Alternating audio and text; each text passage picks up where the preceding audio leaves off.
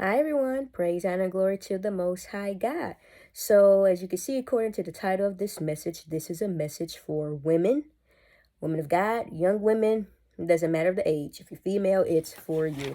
And I understand you always have that nosy set of men who perhaps watch the message, but at the same time, I don't know. Some of you men may have wives and stuff, so I'm not necessarily against it. Not to mention, when you're making videos online, you can't tell a person what they should and shouldn't watch.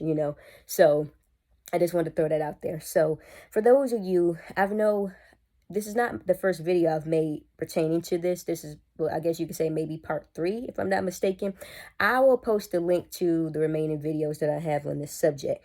So that said, since making those videos, I've gained some more subscribers. So some of you may not be used to me speaking on a subject such as this, but this is not new to those of you, and you're aware that about this, because as I said, I've been speaking on this for a while. So before I begin, I want to just give a few disclaimers. So I'm not obviously a health expert. And when I mean health, I mean just, like things that your doctor could tell you. Of course, you can go and seek professional advice. Look at this more so as like one of them big mama talks. Now, of course, I guess I don't qualify to be a big mama because I'm not even near that age, and nor am I really physically big. Although I have gained a little weight in my stomach. I'm just saying. No, not pregnancy or nothing, but I know I need to watch the eating habits. Point being, you could probably look at this maybe, I guess, as little mama talks or something, like just regular advice. Obviously, I will encourage you as a woman, regardless of your age, you can go to your doctors and, get some advice too. So that said, I'm only speaking on things that, I've experienced, or well, not really experienced, things based on my perspective. So also another thing, I made a list because there's about 7 different things I want to talk about. But with these disclaimers, keeping in mind too, everything may not be applicable to everyone. So if you're watching this video, you do have to be able to apply some wisdom to know what stands with you, what you can apply and what you cannot apply. For example, there may be some cultural differences. Here in America, we may do some things that some other cultures may not do. And especially being women of God, some of you may have personal convictions that you hold near and dear. I do not want to be a stumbling block to any woman's personal convictions. If the Lord has spoken to you and told you about something or not do something, then just simply don't do it. It's unfortunate because with a subject as this, if you were to go on YouTube, you see a lot of women speak about it. I personally haven't seen a lot of women of God talk about these things, and I think it is unfortunate being in the body of Christ, and there's not a lot of this. Keeping in mind, we all come from different backgrounds. We have different stories. There are some individuals who have parents who may have not taught them this information. Again, that could depend on the background where you come from. So we don't want to take that for granted. Maybe there's someone who you feel like you can't talk to. So maybe, these tips you may find to be helpful.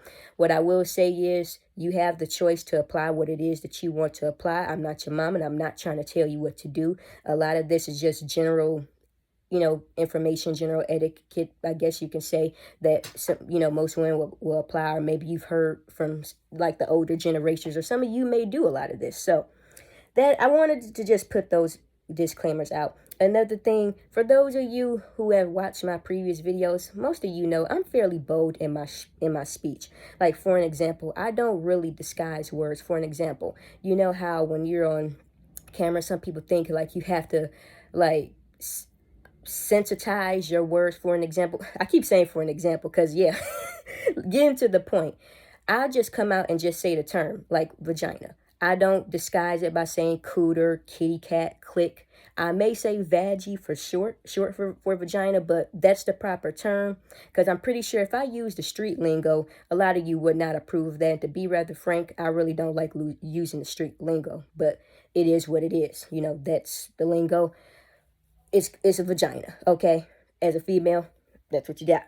So, that's what I mean by fairly bold in my speech. I don't really sugarcoat it. It is what it is, and we shouldn't be afraid to speak about these things. You don't have to be just raw dog with it, but at the same time, I don't sugarcoat it. So I wanted to put these disclaimers out because this is very important.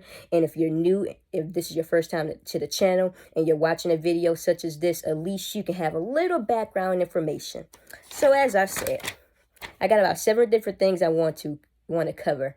Now, it was a while back when I made those previous videos. So I will admit, I cannot recall every single thing that I spoke of, but from what I can recall, I do believe I was speaking on something in regards to the clothing. Now, one thing about me, especially being in the faith, one thing that I really try to stay away from is trying to tell a woman how to physically dress, because ultimately my goal is it's about the condition of the heart, because you're getting your heart right. Holy Spirit will also show you and teach you some things as far as the outward appearance. I can't tell you how you should really conduct yourself, and just because I have myself set up in a way, still be mindful about what the Lord has told you. I mean, I don't consider what I'm doing is inappropriate. There may be some people who may be against how I dressed or how I look.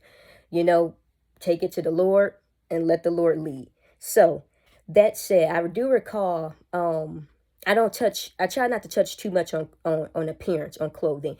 But this is, I would say, a general tip for women, and you may not be aware, because let's just be honest, some girls know exactly what they're doing, especially women of the world. But I guess being in the faith, we don't always do what the women of the world do. So, for example, like with clothing, say you're wearing something and it's all white.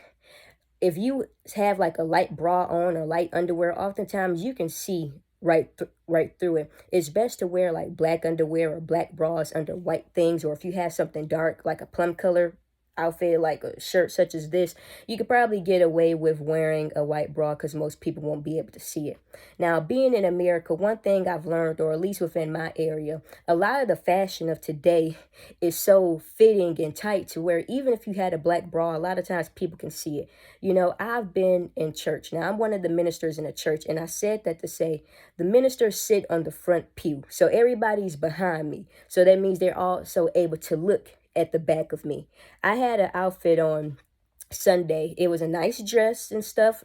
One thing about me, yeah, I like to dress modest, but, and maybe this is just my preference. Keep in mind, I am a young girl. I do like certain styles, but being a minister too, I also know I have to dress accordingly. I don't want to just look any old kind of way. So I had a cute little dress, and I, I have to be careful because, as I said, a lot of the fashion of today, they make it firm fitting, so it makes it difficult a lot of times with certain things that you have. So even with the black bra and black underwear and stuff, sometimes you can still see the imprint of your underwear and stuff within the dress. So oftentimes I usually like to wear my black cardigan. Typically I always have that on because I feel a lot more comfortable. That's just my personal preference. I'm not telling you have to wear a black cardigan, but anything I'm uncomfortable in, I usually just put that cardigan on, just call it a day. But with outfits like that, when you can still see the bra, regardless whether you have a white dress on or a white shirt, and you can see the bra and things through it. Oftentimes, women, they will put slips under their dresses because that slip is supposed to hide your underwear where they can't really see up under your clothes and things. Sometimes women, they will put on like different slips and things up under like undershirts so people cannot see. So I would recommend that if you are a woman and you're dealing with that, you're struggling to try to cover up that bra or your underwear, using some slips or putting on an undershirt, or like a black undershirt over like a white shirt or something. Again, you don't have to apply. That's really a matter of your preference or however the Lord is leading you. So yeah, with white clothes or light clothes, it's best to wear undergarments that are dark. If you have like dark clothes and stuff, typically whether you wear something white or black, like white underwear or bras, you won't really see it. And if it's thin, you might want to consider putting on an undershirt, like at the top or at the bottom of dress. You might want to consider getting like a black line or so forth, because people typically can't see if you have a line under your skirt or under your dress. So that was the first thing that I wanted to speak about. As I said, the modern day fashion here in America, they make it difficult to where you you can't help but see some things, but there's also alternatives. And if you do want to wear like a jacket or a cardigan that could cover you up and stuff, if you feel like you're concerned that somebody's going to see through, and then especially like if you're going upstairs or like depending on what you're doing, yeah, you want to be careful with that. So that was one of the things. Another thing, yeah, I'm pretty out here with it. Wiping proper. let me hold this camera still. Wiping properly, butt wiping lessons, I guess you want to call it. It is what it is. So, I've learned that what may be common sense to one person may not always be common sense to another. I've heard quite a few stories that honestly sounded fairly extreme, but that helped me to see, okay, we are not really thinking the same as we perhaps should. So, like, when it comes to wiping, obviously as a woman, you want to make sure you're thoroughly wiping. When you take the tissue, obviously when you wipe, you fold the tissue and you wipe again. You don't want to, if you're wiping and urine is touching the tissue, aka pee, because again, I don't know what background you come from. Some people may not know the proper terminology, for urine or pee. They're the same thing. As you're wiping the urine, you don't want to wipe it back into you. So obviously when you wipe, you fold the tissue, you wipe, you fold the tissue, and so forth, thoroughly. I talked about that within the previous video, and I couldn't, and I'm not going to lie, I think I said inner labia, inner labia, outer labia, and so forth. You want to make sure you're thoroughly wiped. I probably should look that up before I did that, but nonetheless, I believe you get the overall gist of what it is that I'm saying, everyone, with that. So making sure you wipe properly. And, going down, you don't wipe up because you're wiping the urine back into you. Even when you're wiping your butt, you're wiping up. You're not wiping it back down. The goal is to get the toxins and stuff out of your body. So if you're wiping your butt, you're going back there, you're wiping in the upward position, both sides, not downward. When you're wiping the front, you're wiping down. You're not wiping up in the front. You want to get the urine out, because you got to think, if you're not wiping properly, that's going to create a smell, and you can even smell it in your underwear if you're not wiping properly. That's something you don't want to do. Now, say you're a woman, you're known for consistently peeing throughout the day. Oftentimes, if I find myself peeing too much within an hour or so forth, I like to do a quick little wash up, because I like the freshness that comes with it. Like, okay, I'm peeing too much. Even when you're wiping properly. Like, say you're not going anywhere, it is good to just do a quick little wash up, or sometimes I'll get a towel, just, freshen up throughout the day. Or say you are out in public and you want to do that. They have different feminine wipes that some women use. So I talked about this in times past, and there are some of you all disagreed with it, and it was okay. I would say I personally had no problem with using these particular wipes, Summer Eve's wipes. Now, the Summer Eve soap, I know they had different kinds. Like, they had a 5-in-1 that was free from gels and with dyes and parabens and stuff. Because the original Summer's Eve, I didn't too much care for that. But the whole purpose is, whether you were using Summer Eve's wipes or any of their feminine wipes, if you're out in public and you just want to freshen up, having like a wipe or two is helpful. Especially like if you're in a hot setting, you're in a hot climate, you just want to freshen up. I'm just saying, these things come in handy. Even the dudes, they have these things known as dude wipes now, where even dudes can do the same thing. It's literally called dude wipes if you were to see it in the store, because I saw it. And I also seen them promoting it on Shark Tank too at one point. So, or at least someone told me about it. So yeah, these things come in handy when you can't always be at the sink and doing a wash up, bathing, however you choose to do it. So that is fairly helpful, ladies. I'm just saying. Now, as I do want to touch on this. Now, with this subject, this really only applies to specific women, mainly like women. If you're married and you're sexually active, let's just be real, there are women who have fornicated. Of course, I'm not one of those sisters that's going to condemn you if you sin, just as Jesus told the woman who committed adultery, go and sin no more, lest the worst thing could come upon you. If you've done it, especially like a young girl, because in my area I've know a lot of young girls who have gotten pregnant or may be sexually active, even teenagers, so I don't take that for granted. So that's why I won't say there's really an age limit. It should be, or like if you're married, it should be more applicable to you. I'm not encouraging women to go and young girls to go out and fornicate. Of course, being women of God, we want to do this thing the Lord's way. But going back to what I'm going to talk about, douchebags, like when women they douche to clean out their vagina. Now, there's usually for women who are sexually active. And the reason why I'm speaking on this subject is because when I was in sixth grade, there were some girls and guys, I don't even know how they got on the subject. They were talking about dishing, dishing, douching, douchebags. And I was a little surprised that they didn't know what they were.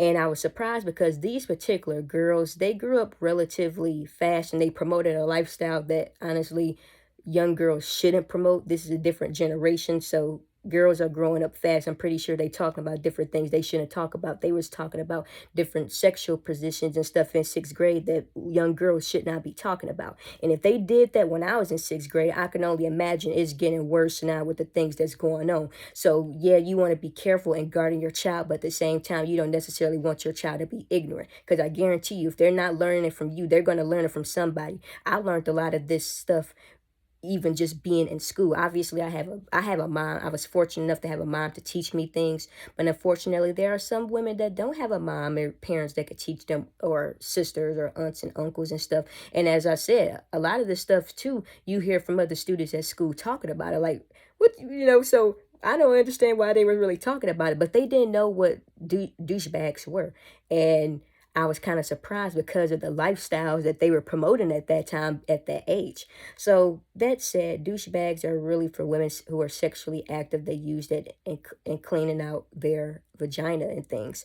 Now, I've heard, even when I've seen some videos on YouTube, women, they talked about how oftentimes they don't like to do that because when you douche, you not only get rid of the bad bacteria, but you also get rid of the good bacteria that your vagina needs. So they talk, like, here's like me, even when you bathe, I like to bathe and I like to put a little vinegar within my water. You're not going to smell like vinegar when you get out the tub, but I do it for cleansing purposes because I just like the fresh feeling. Whether you're a person and you're married, sexually active, that's something that I recommend women all, that's my personal recommendation, all women doing that, because I feel a difference in cleanliness with that vinegar. People use vinegar to clean meat. They use vinegar for a lot of things. So I like to put it in my bath water and stuff. Or say when it comes to like my armpits, say you're a woman and you are known for really sweating. I know, like me, I could be a sweater sometimes, especially when it's hot. So you have to take more precaution maybe than the average person. I like to detox my armpits. From time to time, I will get like some vinegar or mainly like apple cider vinegar, and I'll rub it under my arms for a little minute, maybe 10 or 15 minutes, and I'll rinse it off because that vinegar is going to break up any sediments that could be under your arms. Now, of course, if you're washing your arms on a day-to-day basis, you may say, well, there's no sediments. What is there to do? I do it as a deep cleansing because I don't take that for granted, because sometimes the sediments from the deodorants that may have aluminum and other things in it can still be under your arms even after washing it, so that vinegar will break that stuff up. And if you don't use vinegar, apple cider vinegar, peroxide works too, because typically when I do my arms, I use peroxide. But as I said, there are some times where I would use vinegar. Now, if you shaving up under your arms and then you put that peroxide or that apple, really, the apple cider vinegar, it may burn a little.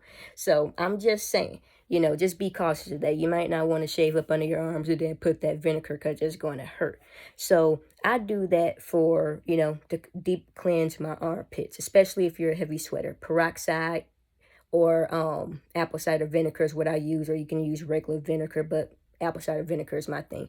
You're not going to smell like vinegar because after you wipe it off, you get some soap and you wash up under your arms, you won't smell like vinegar. I'm not saying you have to go overboard with that vinegar. I just like to put a little on the towel and wipe and call it a day. So, keep that in mind when it comes to wiping, when it comes to detoxing.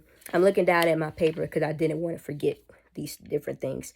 Even when it comes to food, obviously, it's a reason why we have to take care of our bodies, why we have to eat right. I'm not going to sit up here and tell you that I eat right completely all the time. What I will say is I have incorporated more fruits and vegetables and water into my diet.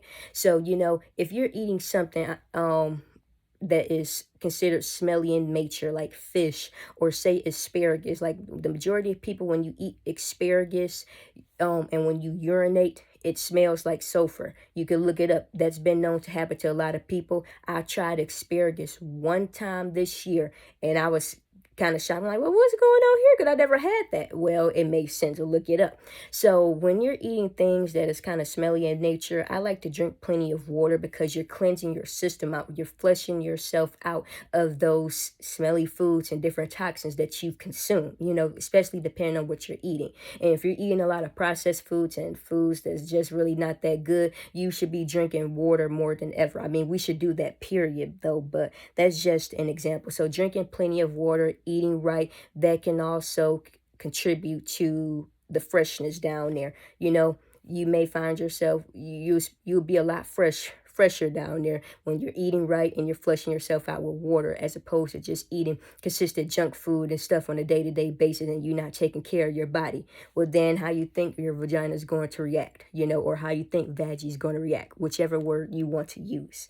So keep that in mind. As I said, like, the armpits, the asparagus. Okay, we moving through this fairly quick. I guess we are. And then the shaving. I think I spoke of that in times past. Now, going back to what I said in the beginning of the video, we have personal convictions. I've heard some women say that they were convicted in shaving. I can't tell you what you should and what you shouldn't do. You do as the Lord leads you to do, honey. Okay, I'm not gonna tell you that. I have not been convicted of the Lord of that. So if you've been convicted, okay, don't apply. If you're someone like me who has not been convicted, and I do it for hygiene purposes because I feel a lot fresher, shaving under your arms or wherever you may have hair, even on your stomach, your neck, or things, or even down there. Now, when it comes to shaving, as you know, you got to be careful because you can get like hair bumps down there. That hurts. That can really hurt. I've had that a few times, especially depending on the materials that I use. Like usually I may go, like when I go to the store, I get like those eyebrow archers. I prefer to do that. Or say if the hair is too long, get some scissors. Keep those scissors separate from your other scissors or something, get some alcohol. You might want to wipe it down and so forth, and cut it, trim it first before you shave it. So say your hair's growing, like you shave it the opposite way of how your hair's growing. So if your hair is growing downward, obviously, then you shave left to right and so forth. So that does help. Usually, after shaving, see, I don't really care. Like when it comes to that, like alcohol, it burns a little bit, but that's just me. After shaving and so forth, to prevent like hair bumps and things, I usually like to use a little alcohol. Yeah, it may burn a little bit, but I'd rather burn now than to have those hair bumps later, because again, that's just me. So if your hair's growing, like some women, their hair may grow wild. Some women talked about how their hair was nicely laying down and straight. Well, then, as I said, you cut in the opposite direction from how your hair is growing. So if it's growing downward, shave left to right. It's just like corned beef. When you cut up a corned beef, you cut it opposite from the grain. So, you see the grain is vertical. You're going to cut it going horizontal. That's how you cut a corned beef. Think of it in this sense as shaving too. So, yeah, ladies, I'm looking at this list and I think I pretty much covered everything. And if you're a woman and you have certain tips that you want to share, or say you are in the health, you are considered a health expert, you're in that field, and there's certain tips you want to share, feel free to share. I do know at times past, my doctor was saying, even like with soap, different soaps you use. And I think I talked about this in a previous video. She recommended yellow or white soap. I mean, when it comes to washing, I don't really have an issue with using almost any type of soap, but there are some women who are a little bit more sensitive down there. So, soaps like yellow soaps and white soaps, she said, I personally would just recommend white. Like there are some women who like soft soaps, Dove, white soap or so forth, or get some soap for sensitive skin, especially if you're a person and you deal with eczema, aka eczema. I grew up on the terminology eczema, but now people say eczema nowadays. So you got to do what works according for your skin with that. So that's going to bring me to the end of this video. As I said, if you have certain tips, feel free to share. Again, I'm not an expert on the subject, but maybe there are some things that I've said that you may find to be helpful to women. There are some women, they like to take hair, skin, and nail pens. They like to take probiotics and so forth. Let the Lord lead you in how you're being led with that. And yeah, it is what it is. So yeah, I pray that you all will, as I said, there was something that was said that you'll be able to take from this message. And I don't know how many more videos of this I'm going to make. As you know, I don't really talk about the subject often because if not careful, it can become vanity. However, don't need to reiterate what I previously said. There are some women who need, could very well benefit from this information.